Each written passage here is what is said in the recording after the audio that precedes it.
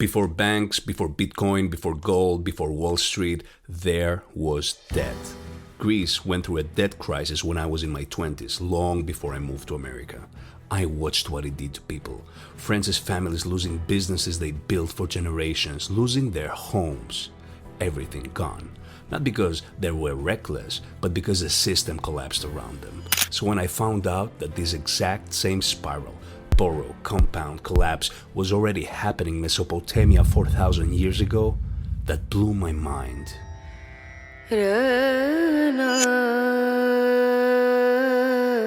So what kind of debt are we talking about here? Not debt as a symptom of poverty or personal failure, but debt as a foundational force, one that helped build the first cities, founded the first armies, and made complex civilization possible. Because here's one thing, most people assume money came first, that humans traded goods, then invented coins to make trading easier, and eventually invented debt as a kind of extension of that system. Well, economists believed this for centuries, but it turns out the picture is a little bit more complicated. Archaeologists like David Graeber try to find historical records looking for evidence of barter economies, but they found almost none. What they found instead was debt. Their argument is that barter only really happened between strangers or enemies. It was never a foundation for a community. In a village, you didn't swap a chicken for a shoe, you just gave the shoemaker a chicken because he needed one, and he'd owe you. It wasn't really borrowing like we think of it today. It was more like how things work in a Thai family or a small village. You help because that's how the community survives. The debt is social. It's trust before it's ever financial. Around 3000 BC in ancient Mesopotamia, the world's first cities started emerging around. Uruk, Ur, Babylon, these weren't just collection of houses. They were complex economic systems, and at their center stood the temple. The temple was everything: religious center, granary, employer, and bank. Farmers would bring grain and livestock as offerings and tribute. The temple would redistribute it, paying craftsmen, soldiers, and laborers, not in coins, but in credit. A worker didn't receive a bag of grain at the end of their day. They received a clay tablet, a record saying the temple owed them grain, a debt running in reverse. This is the world's first known financial instrument. Not gold, not coins, a promise written in clay. And here's what makes this extraordinary. These tablets also recorded the other kind of debt. Farmers who needed grain before harvest could borrow from the temple with interest, repayable after the crop came in. The Sumerians even had a word for it. The word for interest in Sumerian was mash, which also meant the offspring of livestock. In ancient Greece, the word for interest on a loan was tokos, the same word we use for giving birth, for bringing a child into the world. Even today, modern Greeks still use tokos, and knowing its origins changes how it feels, because debt that grows has always posed a problem as old as civilization itself. By 2400 BC, Mesopotamian societies were already experiencing something disturbingly familiar: debt crisis. Farmers borrowed against future harvests.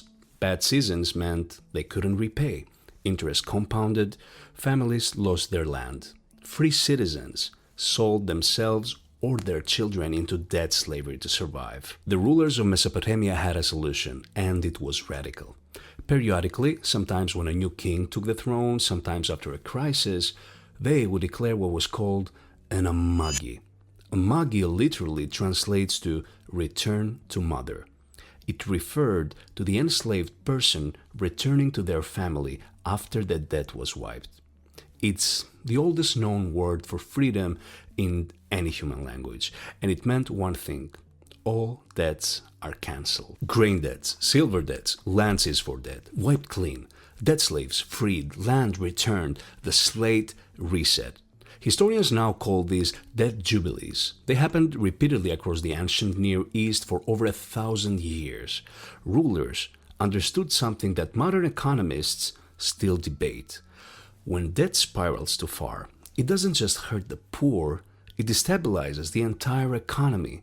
Production collapses, the tax base disappears, the kingdom weakens. Canceling debt wasn't charity.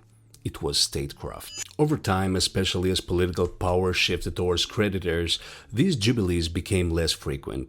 After that, as economies grew more complex and creditors gained more political power, the jubilees stopped. The debts stayed. Fast forward 1,000 years to Rome. The Roman Republic ran on debt, not just personal debt, state debt. To fund wars, the Roman government borrowed from wealthy citizens and later from foreign creditors. Wars that succeeded paid the debts back with plunder and tribute. Wars that failed left crippling obligations. But Rome also used debt as a weapon.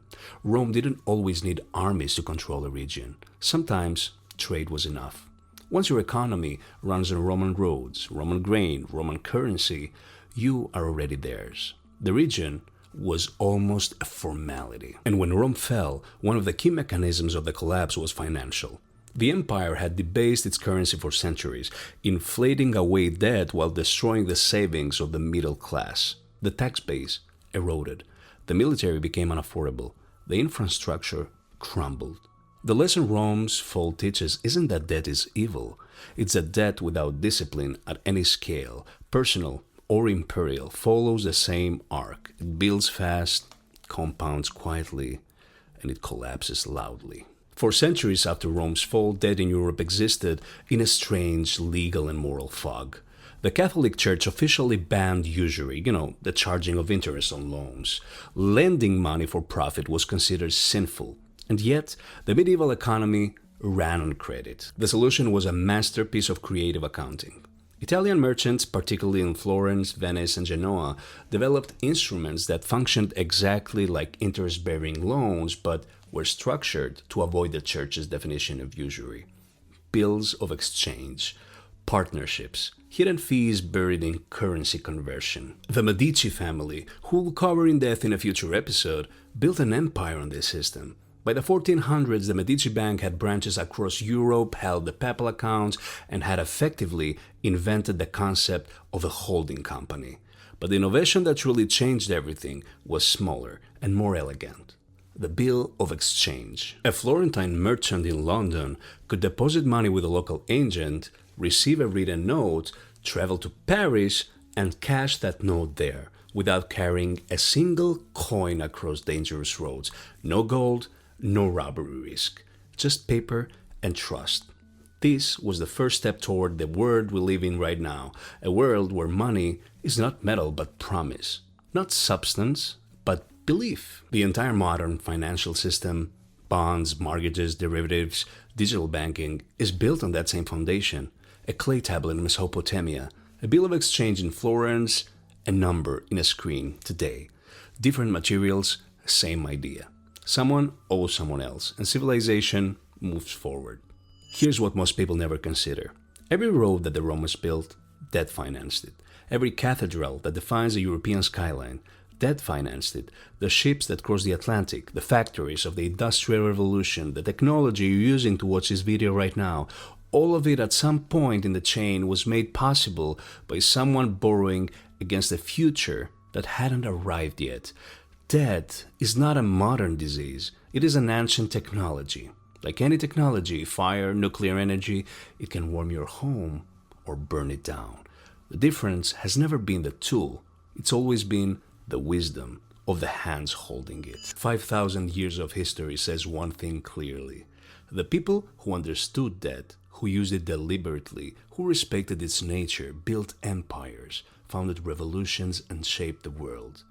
The people who ignored it paid the price. Welcome to Kronvault.